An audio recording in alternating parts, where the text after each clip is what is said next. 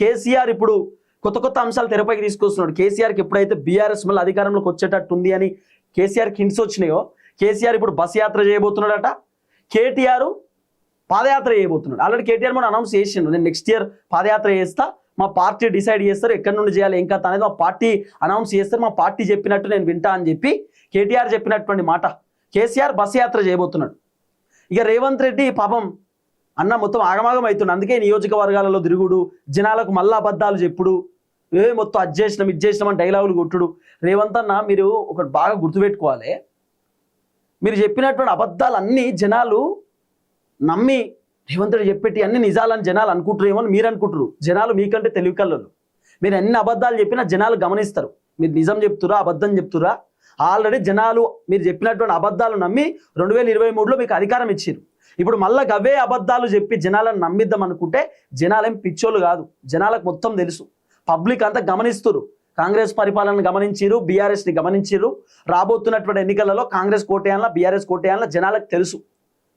ఇప్పుడు పేపర్లలో ఏదో వార్తలు ఆపిస్తునో టీవీ ఛానల్లో వార్తలు వస్తేనో జనాలు నమ్మి ఒక పార్టీ కోటేసేటటువంటి పరిస్థితి లేదు. జనాల మనసుకు నచ్చాలి ఒక లీడర్, జనాల మనసుకి పరిపాలన నచ్చాలి. ఈ లీడర్ మస్తు పరిపాలన చేసిండు, ఈ లీడర్ మంచోడని అనిపిస్తే అప్పుడు ఓట్లేస్తారు. ఇప్పుడు పబ్లిక్ ఎందుకు మంచి వచ్చాడో కేసీఆరే ఉండాలి, కేసీఆర్ ఉన్నప్పుడే బాగుందని ఎందుకు అంటున్నారు? రీజన్ ఏంది?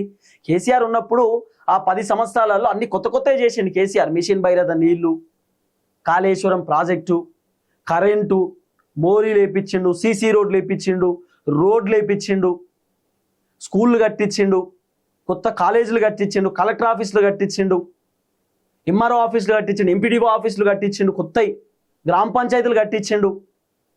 ఊళ్ళో అయితే చాలా అభివృద్ధి చేసిండు కేసీఆర్. కేసీఆర్ వచ్చిన తర్వాత పెద్ద పెద్ద స్ట్రీట్ లైట్లు, 3 లైట్లు, 4 లైట్లు వేయించిండు కేసీఆర్. ఇలా కాంగ్రెస్ వచ్చినాక ఏంది పరిస్థితి? ఇందిరమ్మ రాజ్యంలో ఎట్లుంటునో ఇప్పుడు కూడా గట్టి ఉంది. మరి ఇందిరమ్మ రాజ్యం ఇంకా అద్భుతమాట. రేవంత్ రెడ్డి కంటే అద్భుతమైన పరిపాలన చేసిరట. మరి ఇందిరమ్మ రాజ్యంలో ఇల్లులు వచ్చినాయి, మంచిగా బోర్లు వచ్చినాయట, చాలా అద్భుతంగా ఉండే. ఇలా రేవంత్ రెడ్డి పరిస్థితి ఏంది? ఇలా రేవంత్ రెడ్డి ఏం చేసిండు కాంగ్రెస్ వచ్చినాక? అందుకే రేవంత్ రెడ్డి పైన ఎందుకు ఇంత వ్యతిరేకత అంటే రేవంత్ రెడ్డి ఏం చేయలే, అందుకే వ్యతిరేకత. అందుకే రేవంత్ రెడ్డి మొత్తం ఓడిపోతారు అనేది ఒక వర్షన్. 28 సీట్ల కంటే ఎక్కువ రేవంత్ రెడ్డి గెలవడు. 28 కూడా కష్టమే. మరి 10 వస్తాయో 15 వస్తాయో 20 వస్తాయో తెలియదు. కానీ బీఆర్ఎస్ మాత్రం ఎంత కాదన్నా 75 నుండి 83 సీట్లతో బీఆర్ఎస్ అధికారంలోకి వచ్చేటట్టు ఉన్నది అనేది ఒక పెద్ద చర్చ. చాలా సర్వే సంస్థలు ఇవే అంశాన్ని తెరపైకి తీసుకొస్తున్నారు.